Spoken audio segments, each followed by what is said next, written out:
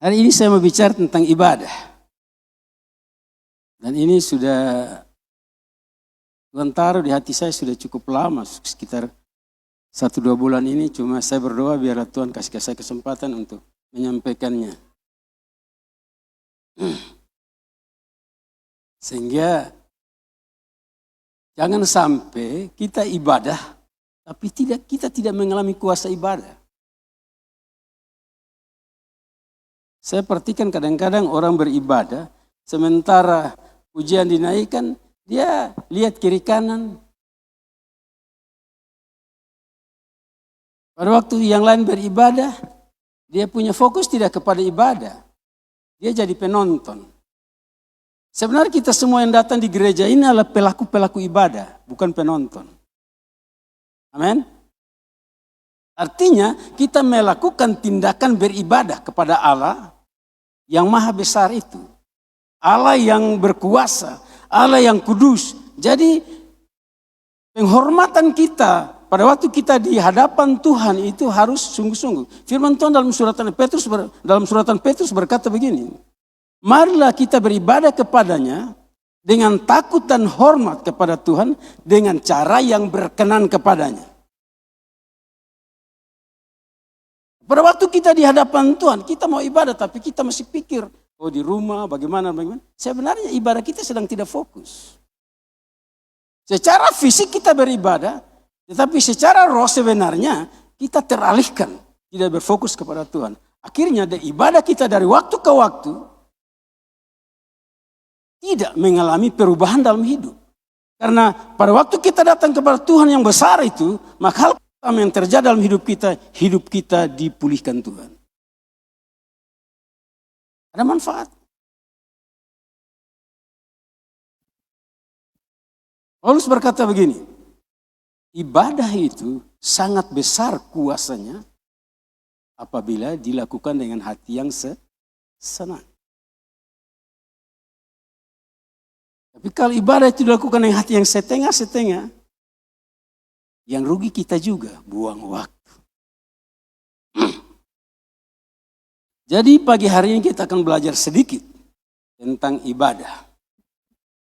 Baik, kita akan buka Alkitab kita dalam Keluaran pasal yang ke-23, ayat yang ke-25. Keluaran pasal 23 ayat yang ke-25.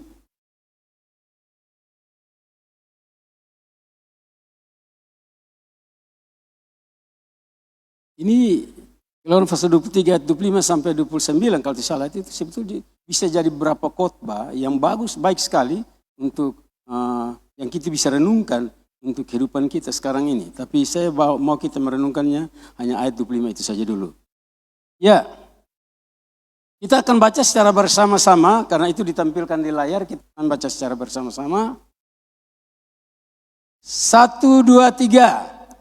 Tetapi kamu harus beribadah kepada Tuhan Allahmu, maka Ia akan memberkati roti makananmu dan air minumanmu. Dan aku akan menjauhkan penyakit dari tengah-tengahmu. Sekali lagi, 1, 2, 3. Tetapi kamu harus beribadah kepada Tuhan Allahmu, maka Ia akan memberkati roti makananmu dan air minumanmu. Dan aku akan menjauhkan penyakit dari tengah-tengahmu.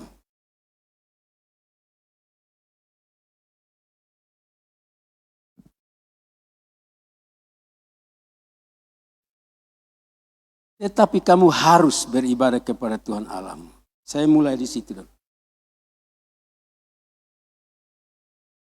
Kata ibadah itu dari bahasa Arab.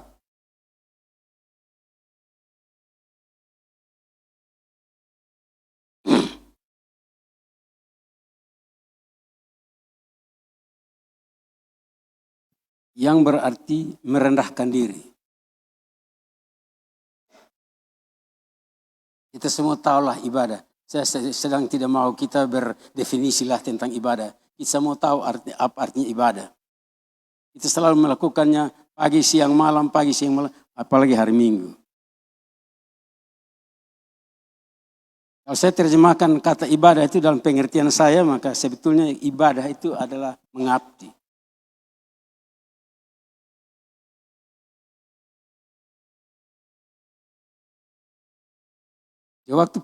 Pada waktu kita melakukan firman Tuhan, sebenarnya itu kita sedang mengabdi kepada Tuhan.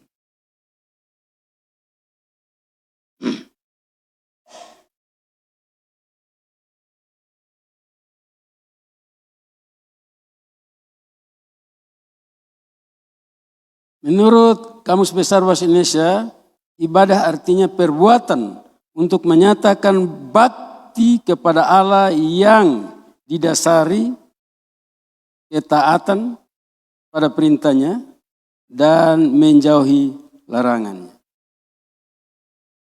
Itu menurut Kamus Besar Bahasa Indonesia.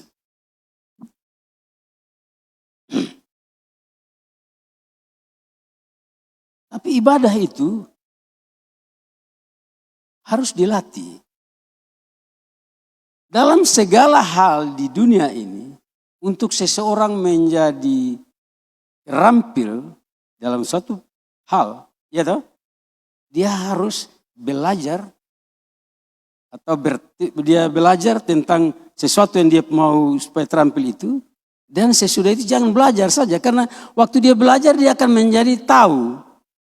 Tahu saja tidak cukup. Apa artinya banyak tahu tapi tidak melakukan apa-apa? Nonsense. Tapi tahu lalu berlatih. Nah, waktu orang tahu dia memiliki pengetahuan, waktu dia berlatih maka dia punya keterampilan. Amin.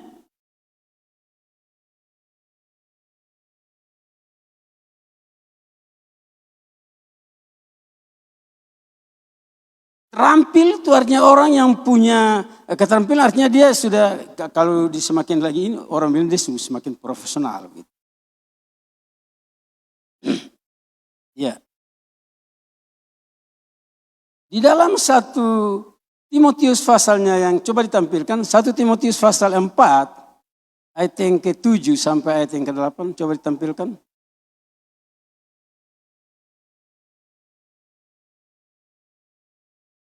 Kita baca secara bersama-sama.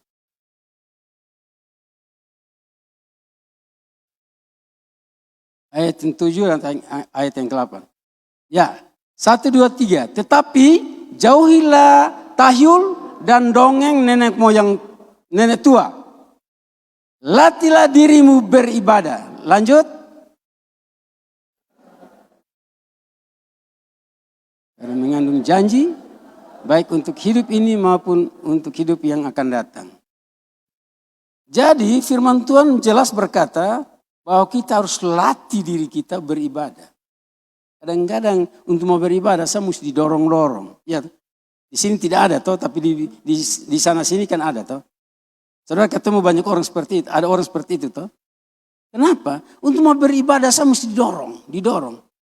Padahal dia tidak mengerti. Firman Tuhan berkata bahwa di dalam ibadah itu dikatakan bahwa ibadah itu berguna di dalam segala hal.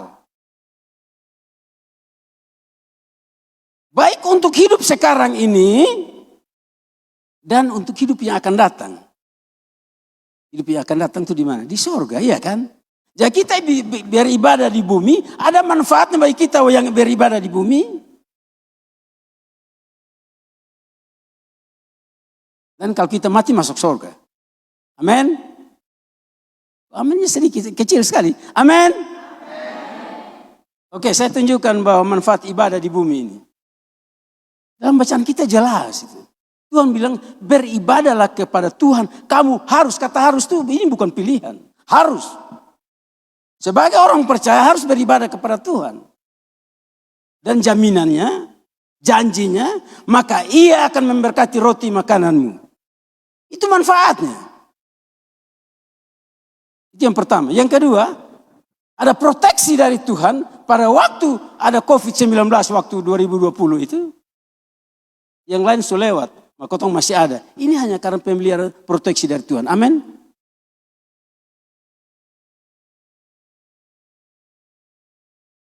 Saya nanti lebih banyak bicara soal ibadah ini. Banyak orang mau ibadah itu diberkati. Oke, tidak masalah, itu baik. Tetapi sebenarnya kita harus belajar melihat kembali apakah ibadah kita sudah seperti apa yang Tuhan mau. Di dalam ibadah itu hanya ada dua hal. Yang pertama doa, betul? Tidak ada yang lain. Hanya yang ada doa. Kita mengerti apa artinya doa. Doa itu kita bicara kepada Tuhan. Amin. Di dalam kitab Mazmur dikatakan kita curhat kepada Tuhan. Menyatakan isi hati kita kepada Tuhan. Itu curhat kan? Kita mengembangkan suatu gaya komunikasi, kebiasaan komunikasi yang terus menerus dengan Tuhan. Karena Dia adalah Bapa yang baik. Dia pemilik kehidupan. Dia sumber terang yang menerangi jalan-jalan kita. Dia sumber kuasa yang menolong kita di saat kita tidak berdaya. Bahkan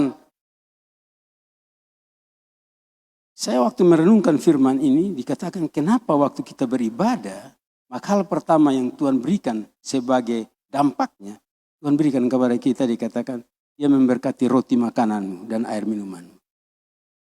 Saya waktu merenungkan ini saya pikir begini, karena memang manusia itu satu hari mesti makan 3 kali, pagi, siang, malam. Kalau ada yang makan 4 kali itu soal lain lagi. Tapi yang normal kan makan 3 kali toh sehari, pagi, siang, malam. Ya toh? Saya pikir kenapa kok Tuhan jawab dahulu ini soal makan minum ini. Waktu kita beribadah kepada Tuhan, maka Tuhan tahu bahwa manusia butuh makan dan minum dan pakai, sandang pangan papan, lalu Tuhan jawab itu hal yang pertama. Waktu kita beribadah kepada Tuhan, Tuhan memberi kepada kita pemenuhan kebutuhan kita. Bayangkan saja kalau Tuhan tidak berkati kita dengan makan minum dan pakai maka bisa-bisa kita habis ibadah kita lemah, lalu lama-lama tubuh lemah kan tidak ada makanan toh, lalu kita lemah lama-lama sakit, betul toh? Waktu sakit lama-lama mati. Tuhan tahu bahwa manusia butuh makan pakai, Dia memberkati itu hal yang pertama. Dan akibat daripada ibadah kepada Tuhan itu bagian selanjutnya dikatakan, Ia akan menjauhkan, maka Ia akan menjauhkan segala penyakit dari antaramu. Ini artinya bahwa Dia proteksi, jadi waktu penyakit datang tidak kena kita, Dia usir penyakit. Tetapi, Pak Pendeta bilang begini, apa kok ini, atau manusia sudah jatuh dalam dosa begini, pasti gampang kena penyakit. Oke, ada obatnya. Firman Tuhan di dalam suratan Petrus berkata begini, oleh bilur-bilurnya kamu telah menjadi sembuh. Artinya, pada waktu kita sakit, ada jaminan kesembuhan bagi kita yang percaya. Baik, saya mau jelaskan ini. Pada waktu kita beribadah kepada Tuhan, kita di dalam ibadah itu saya katakan tadi ada doa, bicara kepada Tuhan, dan di dalam doa itu dibagi 2 lagi, yaitu bicara kepada Tuhan, tetapi juga ada yang namanya praise and worship atau pujian dan penyembahan. Firman Tuhan berkata begini, bahwa Allah penghulu bangsa Israel itu duduk di atas puji-pujian umat. Pada waktu kita menaikkan pujian kita kepada Allah, meninggikan, memuliakan, mengagungkan namanya, maka Allah berhadirat di atas puji-pujian kita. Dan kalau Allah berhadirat di atas puji-pujian kita, kita sedang sudah memasuki yang namanya atmosfer mujizat.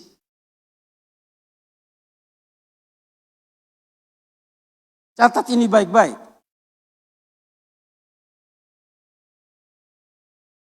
Dan kalau kita masuk dalam atmosfer mujizat, maka semua hal yang kita butuhkan dalam dunia ini sudah ada di situ.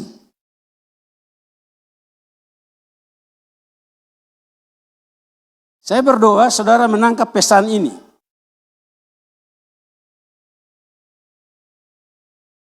Pada waktu kita memasuki hadirat Allah, kita sedang memasuki suatu area yang dinamakan area mujizat.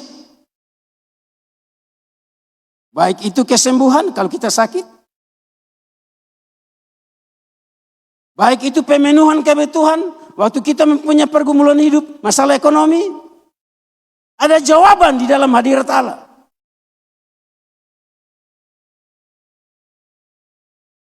Pertanyaannya adalah, apakah semua yang Allah beri kepada kita di dalam hadiratnya itu otomatis? Saya katakan otomatis. Tetapi Allah minta satu dari kita. Apa itu? Iman.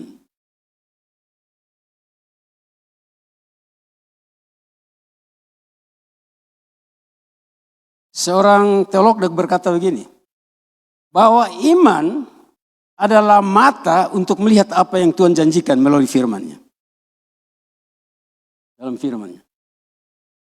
Tetapi iman adalah kunci untuk membuka segala berkat yang Allah sediakan bagi kita. Karena tanpa iman tidak mungkin orang berkenan kepada Allah. Itulah sebabnya pada waktu kita memasuki area yang namanya area atmosfer rohani itu, yaitu hadirat Allah yang saya sebut seperti itu, kita sedang memasuki area mujizat. Dan pada waktu saudara memasuki area mujizat itu, saudara aktifkan iman saudara berhubungan dengan apa yang saudara perlukan.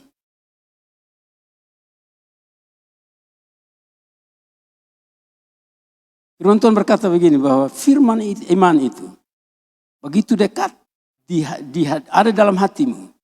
Dan dia begitu dekat, ada di mulutmu. Dan pada waktu kita mengaktifkan iman, kita perkatakan firman. Jangan perkatakan yang lain, perkatakan firman. Sesuai dengan kebutuhan kita. Pada waktu kita sakit, mungkin kita perkatakan, oleh bilur-bilurnya, aku menjadi sembuh. Maka yang sakit akan sembuh. Saudara percaya? Itu janji Tuhan. Itu bukan kata saya, bukan. Ya kalau saudara tidak percaya, tidak apa-apa.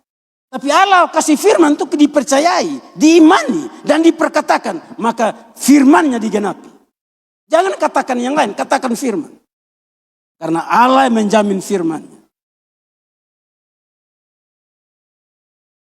Pada waktu kita memasuki area mujizat itu, area atmosfer rohani itu, maka gunakan imanmu, aktifkan imanmu, perkatakan firman Allah. Terhadap masalah yang saudara hadapi, saudara akan lihat bahwa Tuhan akan menggenapi firman-Nya dalam hidup saudara. Ada bahaya juga, kadang-kadang kau sudah omong firman atas masalah kita, lalu kau mulai omong yang lain lah yang bertentang. Tidak bisa. Dan firman Tuhan itu jelas. Mati dan hidup itu dikuasai lidah. Kalau kau ngomong tentang hidup, yang terjadi hidup.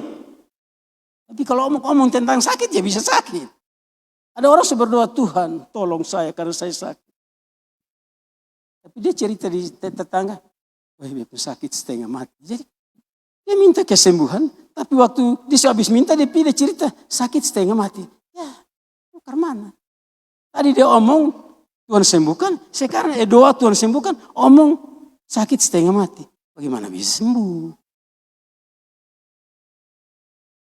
Karena dengan perkataanmu engkau dibenarkan dan dengan perkataanmu engkau disalahkan. Jadi saudara mau pilih yang mana? Waktu saudara mengatakan firman, Allah mengirim rohnya membuat firman-Nya terjadi.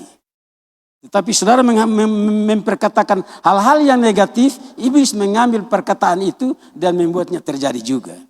Saudara percaya iblis punya kuasa. Walaupun kuasanya tidak seperti kuasa Allah. Saya memberikan penekanan, Tuhan bilang begini, kamu harus beribadah kepada Tuhan Allahmu. Ini harus, pilihan, bukan pilihan. Ini harus.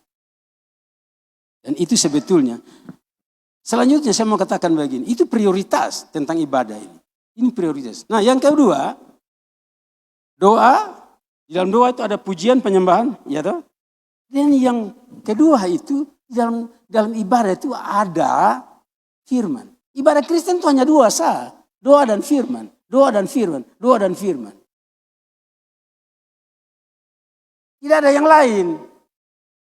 Kalau pendeta tambah ini lucu sedikit ya itu hanya untuk intermezzo saja. Tapi sebenarnya hanya doa dan firman, doa dan firman. Saudara perhatikan gereja-gereja karismatik itu dia tidak omong panjang lebar hal yang lain. Dia omong hanya firman. Saudara perhatikan, buka YouTube dan dengarkan pendeta-pendeta karismatik kalau mereka khotbah.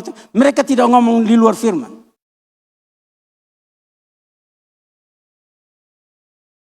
Karena apa? Firman, di dalam firman ada kuasa untuk menciptakan perkara yang tidak ada menjadi ada. Bayangkan saja dalam kitab Kejadian itu. Waktu Allah berfirman, Allah berfirman, Allah berfirman. Yang tidak ada menjadi ada. Amin. Kita harus kembali kepada firman Tuhan. Harus berpegang kepada firman Tuhan. Di luar itu tidak ada artinya hidup kita.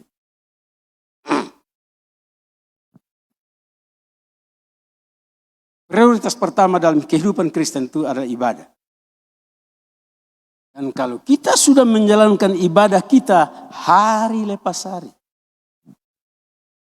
Mujizat, kesembuhan, pemenuhan kebutuhan, pertolongan Tuhan, proteksi ilahi terjadi secara normal.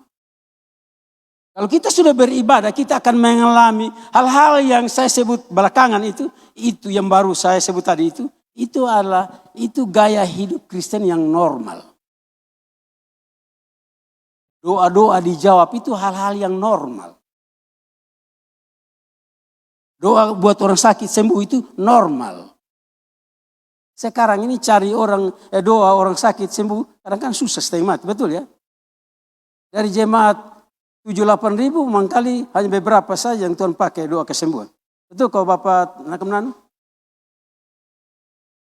Pertanyaannya apakah itu orang-orang yang doa kesembuhan itu dominasi mereka saja, orang-orang tertentu? Sebenarnya tidak. Tuhan bisa pakai semua orang percaya untuk menolong orang yang lain yang sakit.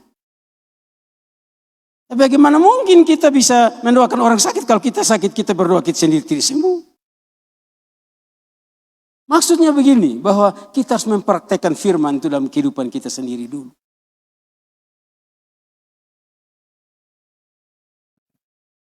Jadi dampak dari ibadah itu yang pertama-tama, kalau Tuhan sudah hadir, maka dampaknya pertama ada pemulihan kehidupan.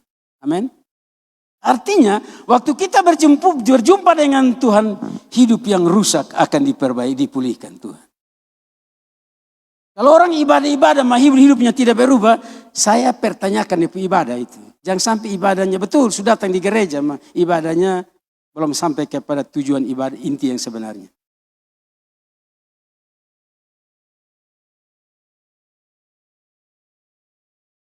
Karena Yesus berkata begini, di luar aku kamu tidak bisa berbuat apa-apa.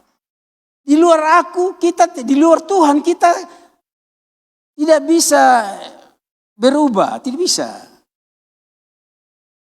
Saya katakan tadi ibadat ada dua, doa dan firman, doa dan firman. Kalau kita bersungguh-sungguh beribadah dan kita membaca, merenungkan firman dan menjadikan firman Tuhan landasan iman kita, saudara yang kasih, hidup kita pasti akan berubah. Pasti. Dan kalau hidup kita berubah atau dipulihkan Tuhan dari dalam keluar,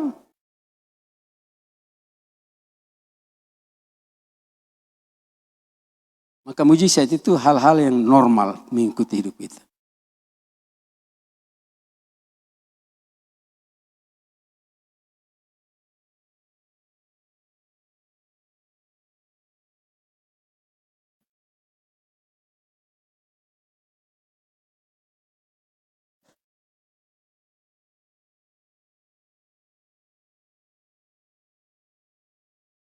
Saya masuk bagian yang kedua, dampak daripada ibadah. Tadi sudah pemulihan, itu yang paling penting. Kalau kita sudah dipulihkan, maka dikatakan bahwa aku akan memberkati roti makananmu. Itu bicara tentang pemenuhan kebutuhan. Saya buka sedikit kisi-kisinya, sebenarnya ini bagian tentang pemenuhan kebutuhan, ini bicara tentang pekerjaan. Hidup diberkati itu sebetulnya itu ada topik sendiri lagi, tapi saya singgung sedikit. Di dalam dunia ini saudara, kerja apa saja ada caranya dan ada strateginya untuk berhasil. Saya ulangi sekali lagi.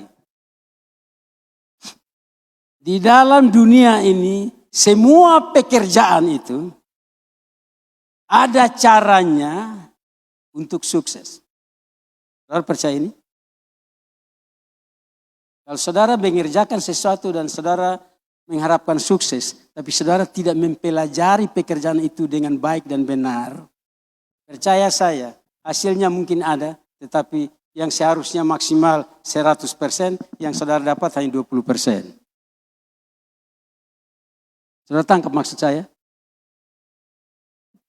Saya kasih contoh. Minta maaf kalau ada yang ojek di sini, saya kasih contoh. Waktu ojek mulai awal-awal, saya kebetulan kerjanya di depan. Jadi saya perhatikan satu ojek. Itu ojek dia pakai baju jaket warna coklat. Seperti sweater orang bilang. Warna coklat. Tiap hari dia dengan itu sweater terus. Tiap hari bayangkan. Saya tidak tahu dia punya sweater begitu ada berapa. Tapi saya curiga hanya satu sah. Lalu waktu itu saya meramal. Ojek ini tidak akan bertahan.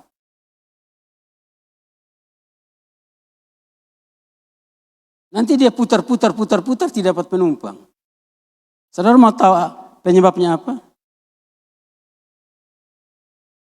Bayangkan saja satu jaket dipakai tiap hari, saudara kira-kira dia pembawa seperti apa? Apalagi ibu-ibu, wanita, dia tidak mungkin mau naik. Baru jauh baunya sudah tidak, artinya sudah tidak, pasti dia tidak sabar, beta lupa sesuatu. Tidak jadi. Saya lihat dia putar-putar, hampir tidak ada penumpang. Sekitar beberapa bulan kemudian saya sudah tidak lihat dia sampai hari ini. Saya beda sedikit. Kenapa? Akhirnya teman-teman saya, bukan maksudnya saya tidak ojek, tapi saya bilang teman karena ada ojek yang selalu datang mangkal di depan saya situ di tempat kerja saya, kita cerita-cerita. Saya bilang begini, waktu itu motor smash keluar pertama, saya beli motor smash satu dan akhirnya ada orang yang mau ojek. Lalu ojek itu datang, saya kasih dia triknya untuk ojek supaya berhasil. Yang pertama saya bilang begini, lu pun jaket itu minimal 2. Dan ini hari lu pakai, besok lu ganti 1. Yang lu pakai ini hari cuci supaya bersih. Kalau bisa sebelum pergi ojek itu mandi berisi. Taruh minyak wangi, ya toh? Dan naik ojek itu jangan ini lu merokok, soalnya boleh. Dan yang ketiga, bawa motor hati-hati. Jangan lari. Itu kan cara toh, supaya orang suka dengan kita. Begitu. Itu ojek-ojek yang mangkal di depan saya selalu cerita dengan mereka. Kita cerita kiri kanan muka belakang, tapi intinya arahkan mereka supaya melakukan sesuatu secara baik dan benar, secara profesional, supaya mendapatkan hasil yang maksimal. Contoh berikut, saya percaya semua kita mau diberkati Tuhan. Tuhan memberkati kita itu dengan 2 cara. Cara yang pertama, yang paling normal, kerja dan melalui pekerjaan itu Tuhan berkati. Betul? Itu yang paling normal. Yang tidak normal itu, kadang-kadang Tuhan bisa kirim orang dari luar daerah sana, datang kasih kita doikan kebetulan kita pun kebutuhan. Tapi kebutuhan Tuhan kasih itu juga pasti sesuai dengan kita pun kebutuhan. Saudara pernah alami seperti itu? Saya sudah alami ulang-ulang. Saya pernah bersaksi di sini toh, bahwa pada waktu kami punya pergumulan, lalu Tuhan kirim seorang pengacara dari Bali sana, saya juga belum pernah dengar namanya, saya juga belum pernah ketemu dengan dia. Waktu itu ada hamba Tuhan satu di gereja kita itu mendaftar, ada kurang lebih 20 orang supaya mereka dibagi berkat. Karena itu pengacara menang perkara tanah di sana dan perpuluhannya dia jual. Perpuluhan tanah, dia dapat pembagian tanah Dan dia jual itu tanah harga 50 M, lalu dia bawa per bulannya datang bagi kepada pendeta-pendeta yang ekonomi lemah, gereja-gereja kecil seperti kita GBI, katanya begitu. Lalu daftar 20 hamba Tuhan. Saya tidak tahu satu orang, saya pun nama tidak ada. Tapi waktu itu ada 2 orang yang sudah ini tidak datang. Ya saya juga karena kebetulan rumah dekat gereja, saya datang di sini untuk melihat ini kebetulan Bapak Manao kasih menyala itu genset. Dan saya kasih arahan Bapak Manao di situ. Saya juga termasuk dalam yang 20 itu. Kan kebetulan dari 20 itu ada 2 orang yang tidak datang. Waktu dikasih berkat saya buka pita. Ya pada waktu bagi orang banyak uang ya itu ini sedikit. Tapi bagi saya itu banyak karena pada waktu butuhnya sama seperti itu. Saudara tahu, yang dikasih itu 5 juta dalam amplop. Dibagi kepada 18 hamba Tuhan termasuk saya. Jadi yang saya 19. Itu salah satu contoh bagaimana Allah memberkati dengan cara yang tidak normal. Tetapi Allah memberkati kita dengan cara normal, kita harus bekerja melaluinya Allah memberkati. Firman Tuhan dalam Mazmur pasal 1 itu, bahwa apa saja yang orang percaya lakukan itu Tuhan membuatnya menjadi berhasil. Tapi kata apa saja yang diperbuatnya itu harus diperbuat atau dilakukan, dikerjakan dengan baik dan benar. Contoh. Waktu beberapa minggu yang lalu saya dengan teman, kami saya punya kebun ada di Tanah Merah. Waktu sampai di sana, saya kasih tunjuk saya punya kakak yang ada di kebun, saya bilang begini, oh ini ada tanah di sini yang saya sudah beli. Lalu saya kasih, kebetulan dekat itu satu bidang tersendiri lagi. Saya kasih tunjuk di jari, tahun ini olah sudah. Lalu ini kebun di situ ada petak-petak begitu, orang punya. Artinya satu petak itu satu istilahnya satu kebun itu satu orang yang olah. Itu jagung ya ini bukan tinggi begini, artinya dari bawah sampai sini. Tidak, maksudnya itu jagung itu tinggi begini dari atas lantai ini ke sini. Batangnya kecil-kecil, daunnya kuning, tapi sudah berbunga. Rata-rata begitu. Dan tidak ada tanda-tanda bisa mengeluarkan bulir. Lalu ini teman saya, terus terang saya, Pak Nelaka yang di sebelah situ. Dia bilang saya begini, Bapak, ini orang kerja sia-sia. Sudah buang tenaga, buang waktu, buang uang. Lalu saya bilang, Bapak maksud apa? Oh ini dong kerja mah. Karena orang bikin kebun, dong juga bikin kebun. Ma dong mengharapkan hasil, tapi dong sana rawat baik-baik. Jadi akhirnya ini pasti tidak berhasil. Saudara tahu kenapa? Karena asal kerja. Mereka lupa bahwa tanaman, semua yang namanya makhluk hidup butuh hanya 2 hal. Yang pertama, dia butuh air. Yang kedua, dia butuh makan yang cukup. Iya toh? Nah, air itu bisa dari hujan, air itu bisa dari hujan, air itu bisa juga siram. Tetapi selanjutnya, saudara kasih, tanah itu walaupun tanah yang paling gersang sekalipun, tapi kalau diberikan pupuk dengan baik dan benar diurus, pasti akan menghasilkan. Contoh sederhana, tahun lalu itu ada di depan peti yang saya buat, ya di depan situ, ada jagung yang tinggi-tinggi itu. Tahun lalu itu tanah itu dikerjakan oleh kami punya lurah di sini, dan itu tanah begitu besar tuh dia pulang bawa hanya jagung di itu karung kecil satu, itu dan buler-buler. Lalu Pak Nelaka di sebelah minta izin tuan tanah kok biar dia yang olah. Saudara lihat, itu jagung punya model lain lagi. Karena dia punya cara tofa ini pengumuman. Ini termasuk saya mau kasih tahu para petani dong. Di sini kan ada petani toh. Ada ya yang petani yang suka bikin kebun. Ini ada ini Mama Talmono Pak sini. Yang lain soalnya petani barangkali. Tapi saya mau katakan, itu Pak Nelaka itu dia tofa jagung, dia tidak tofa itu rumput semua. Dia tofa hanya sebesar pohon jagung, itu sama kayak kita punya piring makan itu. Tapi saudara lihat jagungnya di situ. Karena akar jagung itu hanya sebesar piring itu. Dia keliling-keliling sebesar piring itu. Dia biarkan rumput tumbuh. Apa manfaatnya? Jagung bertumbuh, rumput bertumbuh. Tetapi waktu hujan juga air tidak bawa itu ini tanah lari pilihan tanpa. Karena itu rumput yang tumbuh itu ada tahan. Dan saudara tahu itu siapa pun ide. Yang ide itu Profesor Neolaka, Profesor Yantus Neolaka. Yang sekarang itu profesor tingkat dunia itu. Dia urutan ke-17 dunia. Dia yang bilang dia pun anak, bapak tofa besar begini. Dan bapak tua itu dia pun tofa jagung begitu. Itu contoh bahwa kalau bekerja sesuatu dengan baik dan benar secara profesional, maka Tuhan akan berkati hasilnya berlimpah.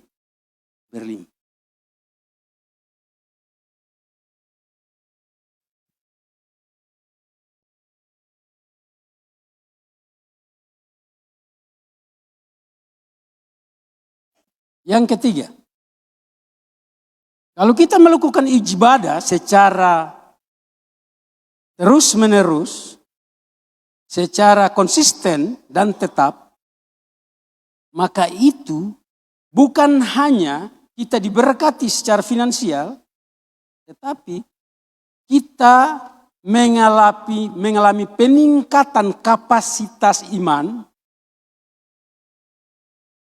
dan seiring dengan itu kita akan mengalami peningkatan urapan dan puasa.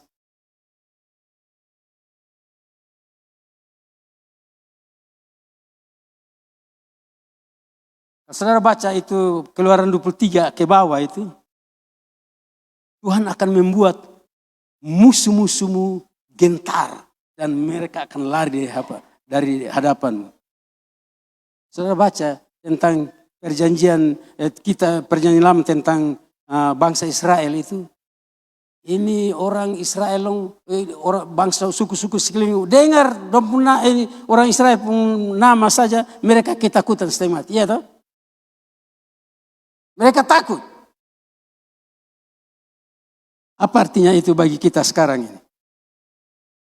Karena kita beribadah kepada Tuhan secara tetap dan konsisten. Maka ada peningkatan iman, ada peningkatan kapasitas rohani, ada kuasa Tuhan menyertai sehingga setan-setan takut. Musuh kita kan setan, ya toh?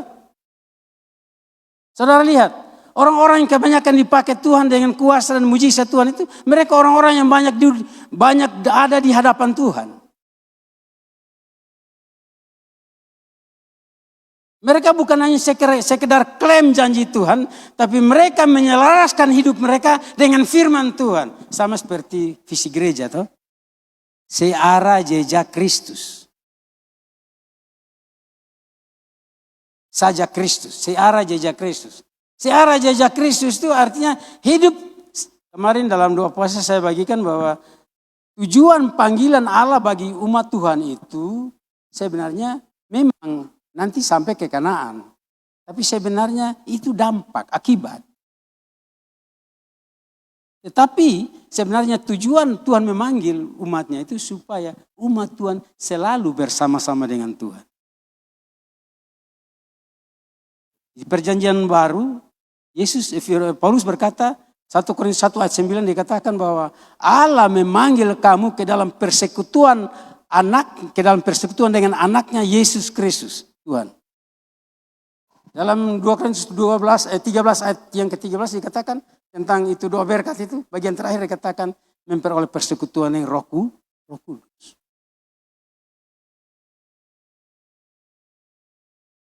Kalau kita bersekutu dengan Tuhan, karena kita beribadah kepada Tuhan, ada peningkatan kuasa, kapasitas rohani. Sehingga musuh-musuh kita akan takut pada waktu kita hadir. Bukan karena kita, tapi karena kuasa Tuhan menyertai kita. Dia tidak jauh. Tidak tahukah kamu bahwa tubuhmu adalah bait Allah? Tempat diam roh Allah berdiam di dalamnya. Roh Allah tidak jauh, ada dalam hati kita. Pada waktu kita mengaktifkan iman kita, kuasa Tuhan bekerja. Jadi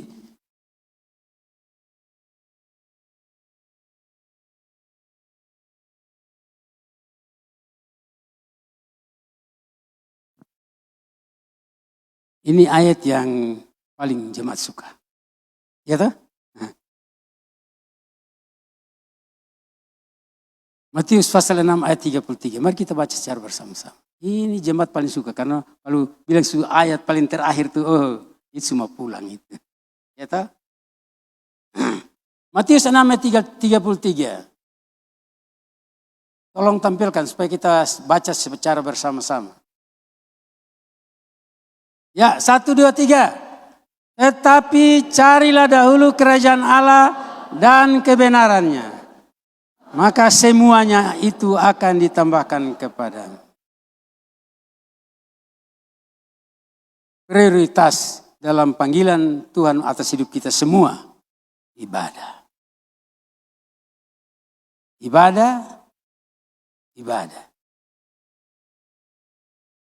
Dalam ibadah ada doa, dalam doa itu ada pujian penyembahan, dan di dalam ibadah itu selain doa ada firman. Itu dua cukup. Waktu kita beribadah, hidup kita dipulihkan. Karena kita berjumpa Tuhan yang kudus, Dia mau memulihkan kita supaya hidup kita selaras dengan firman. Waktu hidup kita selaras dengan firman-Nya, maka kita akan mengalami jawaban doa. Kita akan mengalami proteksi ilahi. Kita akan mengalami pemenuhan kebutuhan. Kita akan mengalami hidup yang diberkati. Itu hidup yang normal secara rohani. Tapi jangan lupa, pertahankan yang kata ibadah itu.